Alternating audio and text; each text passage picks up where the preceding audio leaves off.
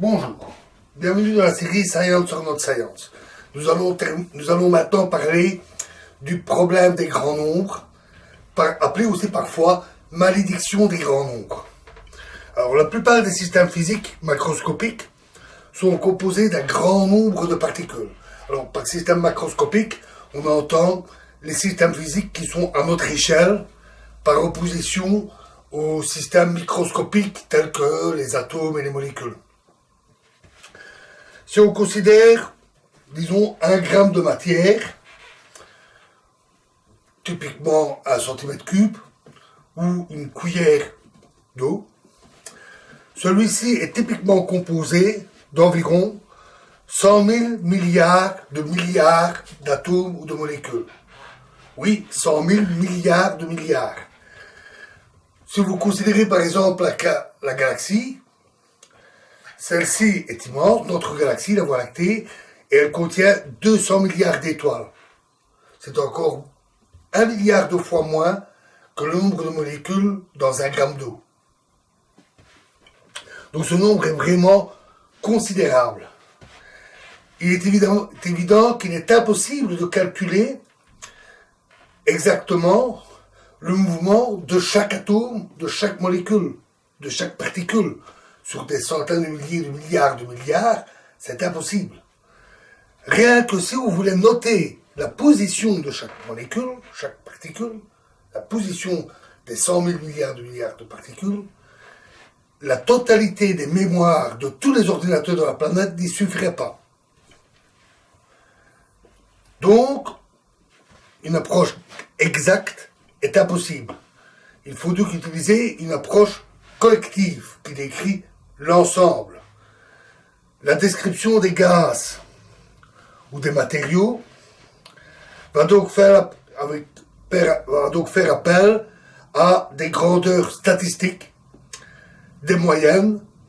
Par exemple, on va classer le nombre de particules ayant des vitesses dans une certaine gamme, le nombre de particules dans une autre gamme de vitesses, etc., ce qui va permettre de qualifier, de décrire la collection des atomes par leur vitesse et d'autres caractéristiques.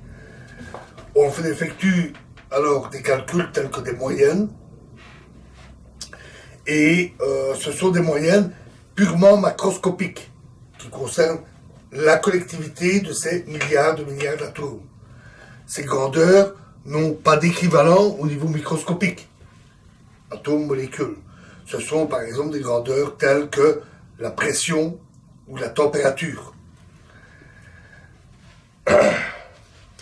De tels calculs statistiques sur des milliards de particules impliquent donc un usage intensif des mathématiques. C'est inévitable.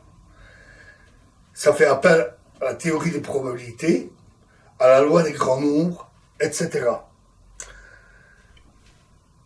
Cela rend automatiquement complexe l'étude des systèmes réels, des systèmes réalistes qui nous entourent, parce qu'ils sont composés de milliards d'atomes et qu'on ne sait pas faire autrement, ils sont comme ça. Et les théories pour décrire les propriétés des corps macroscopiques, tels que la chaleur spécifique, les changements d'état des matériaux comme l'eau, qui passe de l'état solide à l'état liquide à l'état vapeur, pour décrire les propriétés magnétiques, etc. Ces théories font forcément appel à ces outils statistiques et donc sont forcément complexes. Un autre point important qu'il faut signaler, c'est que, calculer, pour faire du pur calcul, ce n'est pas toujours facile. La physique, ce n'est pas juste des explications grandiloquentes ou de jolies formules que l'on admire béatement.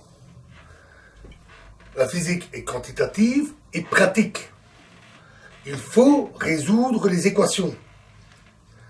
Dans des cas particuliers, si vous voulez calculer les propriétés d'un système physique particulier à l'aide des équations de la physique, pour obtenir ces propriétés, il faudra bien résoudre ces équations. Or, résoudre les équations peut être très difficile dès qu'on a plusieurs objets en jeu. Alors, on va prendre un exemple pour l'illustrer avec la gravitation universelle de Newton. La gravitation universelle de Newton dit que deux corps massifs s'attirent avec une force qui est donnée par Gm1 fois M2 divisé par R carré. Alors, ça, c'est la constante de gravitation, constante universelle. Ça, c'est la masse des deux corps. Et ça, c'est la distance qui les sépare au carré. La loi de Newton dit que la force qui attire les corps est proportionnelle à la masse de ces corps et à la raison inverse du carré de la distance. Et ça, évidemment, c'est la force d'attraction. À ça, il faut joindre les équations de la mécanique, c'est-à-dire F égale ma. La force est égale à l'accélération fois la masse. Et avec ça, vous savez calculer le mouvement des corps. Difficile de faire plus simple. Une simple multiplication. Ces équations sont parmi les plus simples. En fait, des équations plus simples en physique, c'est rare. Ça, c'est vraiment très simple. Et pourtant, si on l'applique à deux corps massifs, deux corps qui s'attirent comme une étoile et une planète, dans ce cas, c'est assez facile à résoudre. Ces équations sont faciles à résoudre. Elles donnent des trajectoires pour les corps, qui sont des ellipses, des cercles, des paraboles, des hyperboles, et on peut les traduire sous forme des lois de Kepler, par exemple. Donc, ça marche très très bien. Mais supposons maintenant qu'on ait trois corps. Non pas deux qui s'attirent, mais trois qui s'attirent mutuellement. À ce moment-là, vous allez avoir trois équations comme celle-là pour l'attraction entre chacune des paires de corps et trois équations comme celle-là pour le mouvement de chacun des trois corps. Et là, quand on arrive là, ça devient insoluble. Ou plutôt, dans le cas général, il n'y a pas de solution générale à ces équations. Et pourtant, elles sont simples. C'est le problème dit des trois corps. Dès que le système devient un peu complexe, et il n'en faut pas beaucoup, on ne sait plus le résoudre de manière générale. Cet exemple, en plus d'être simple, est historique. Parce que au XIXe siècle, la loi de la gravitation était bien connue et les physiciens essayaient de trouver les solutions qui décrivent le mouvement du Soleil, de la Terre et de la Lune, c'est-à-dire trois corps, en trouver les solutions exactes. Or, ils avaient des difficultés. On pouvait, pour résoudre ces équations, utiliser divers outils mathématiques, comme le développement dit en série de Fourier, qui donne alors les solutions sous forme de termes de plus en plus petits, comme une somme infinie de termes qui diminuent de plus en plus petits. Et pour avoir un résultat, on peut dire qu'on va négliger les résultats les plus petits et on calcule qu'une partie des termes ici. C'est une technique assez courante. Lorsqu'il n'y a pas de solution générale, on peut utiliser une technique comme celle-là. Mais il s'est rendu compte qu'il y avait un souci. Parce que dans le cas de la Terre, de la Lune et du Soleil, on avait des termes qui diminuaient, et puis tout d'un coup, on avait un terme de très grande valeur. Et puis ça diminuait, et puis pouf, à nouveau un terme de très grande valeur. Et donc on ne pouvait pas négliger les termes les plus petits, parce qu'on trouvait des termes de très grande valeur dans la suite. Et personne ne savait comment gérer ça. Un prix fut offert un concours à tout physicien ou mathématicien qui ferait avancer le sujet. Problème très difficile, très complexe. C'est Poincaré qui a trouvé la solution, non pas en résolvant le système de manière générale, mais en comprenant les mécanismes qui étaient en jeu derrière, les difficultés techniques, et c'est à cette occasion-là qu'est née la théorie du chaos dont nous reparlerons bientôt.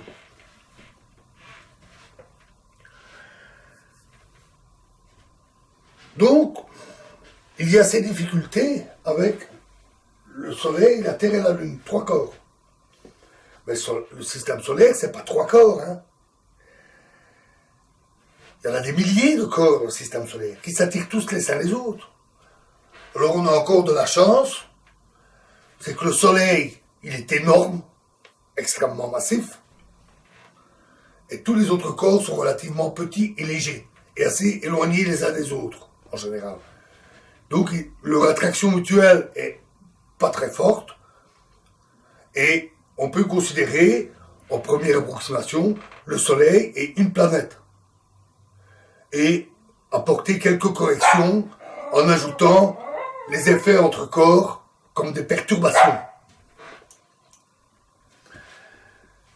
Et effectivement, puisqu'on ne sait pas résoudre le système de manière exacte, qu'est-ce qu'on peut faire? Eh bien d'abord, même le système général ici a des solutions particulières. Dans quelques circonstances exceptionnelles de position des 3 corps, selon leur position et leur vitesse, dans ces cas particuliers, on peut trouver des solutions exactes. Dans le cas de la gravité, ces solutions sont bien connues. Ce sont des solutions particulières, donc tellement particulières qu'elles en sont idéalisées, mais elles ont le mérite d'exister. Elles peuvent servir de solutions approchées, au moins en première approximation, et de plus, si ces solutions sont peut-être idéalisées, mais si elles sont stables, c'est-à-dire c'est une perturbation tend à faire que le système revient dans son état stable, dans son état initial, alors ces solutions sont quand même réalistes et utiles. L'autre chose qu'on peut faire, c'est donc des méthodes d'approximation, comme j'ai parlé. Il utilise plusieurs méthodes plus ou moins complexes, telles que la méthode des perturbations, la méthode des variations, qui donnent d'assez bons résultats. Et évidemment, il y a aussi les méthodes numériques. On tape les équations dans un ordinateur et il fait tout le boulot. Alors, c'est la méthode IAK, hein, en fait, c'est beaucoup plus compliqué que ça. Il ne suffit pas de numériser les équations. Il y a tout un tas de problèmes à résoudre, tels que des problèmes de convergence, des problèmes de précision, etc. Et le problème de temps de calcul, aussi, bien entendu.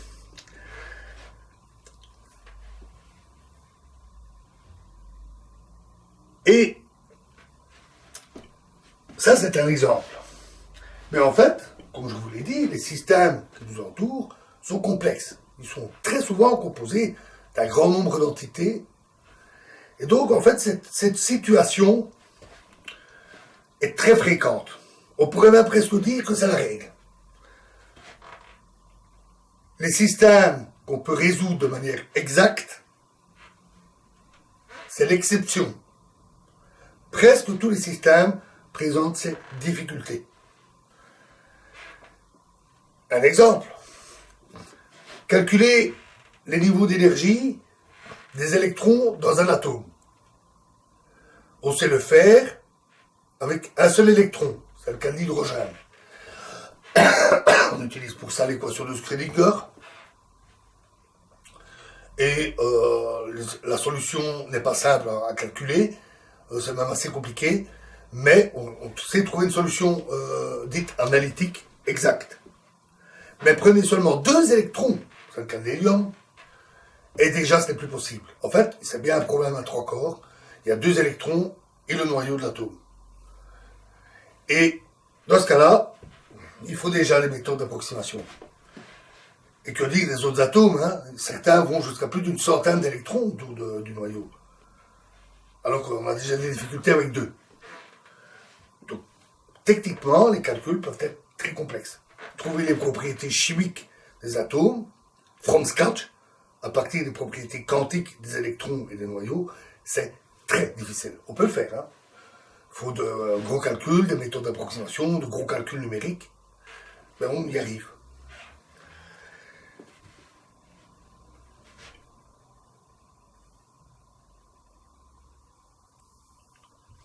Donc, presque tous les systèmes sont complexes à résoudre. Résoudre des équations, même simples, dans des systèmes complexes qui nous entourent, c'est toujours très complexe. Un autre exemple, c'est celui d'interactions fortes. C'est celle qui règle les propriétés de la physique nucléaire. Les noyaux des atomes, les protons, les neutrons, qui sont composés de quarks et de gluons. Un proton ou un neutron, ils sont composés de 3 quarks. On s'en pointe les 3 corps ici. En fait, les équations sont là nettement moins simples qu'ici. C'est les équations dites de la chromodynamique quantique. Et ce sont des équations intrinsèquement difficiles. Mais déjà, on a 3 quarks, on ne sait pas faire moins. Enfin si, il y a les maisons avec 2 quarks. Mais il y a aussi les gluons. Les gluons qui sont les particules qui lient les quarks entre eux. Donc on a automatiquement beaucoup de particules qui entrent en jeu. C'est inévitable. Les propriétés de cette interaction font qu'à très grande énergie, très grande énergie, les calculs sont abordables. Ce sont les calculs qui correspondent à des collisions de particules à très grande énergie dans les grands accélérateurs de particules. Là, les calculs sont abordables à la main et on peut trouver les solutions de prédire les résultats de ces collisions et les confronter à l'expérience, ce qui a permis de valider avec une grande précision la chromodynamique quantique. Mais à énergie beaucoup plus faible, les propriétés de cette interaction font qu'elle devient très compliquée à résoudre. Et c'est le cas, par exemple, des propriétés du proton. Pour si on veut calculer les propriétés du proton à partir de ses quarks et gluons, et à partir des lois de la chromodynamique quantique, les calculs sont inextricables. Vraiment inextricables. On a dû développer, pour résoudre ce genre de problème, une théorie de chromodynamique dite sur réseau, gros travail de théoricien, et puis calculer ça sur des superordinateurs, des gros monstres numériques, qui ont permis effectivement de retrouver les résultats, des résultats corrects. Ce qui est une belle réussite de la théorie, mais l'utilisation reste complexe, parce que la nature est complexe. C'est inévitable. Alors, dans la suite, la prochaine vidéo, nous continuerons sur cette malédiction des grands nombres en parlant du chaos déterministe. Je vous remercie.